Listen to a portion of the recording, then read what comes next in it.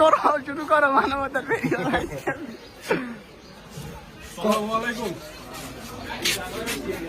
এটা হইছে শেখ হাসিনার পতন, আর হইছে আমাদের যেসব ভাই বোনেরা আর বাবারা শহীদ হয়েছে তাদের জন্য। কই গেলি রে হাসিনা?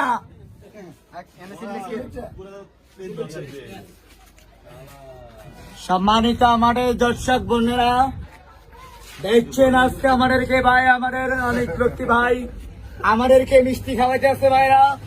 ভাই পাইছেন নি? লন।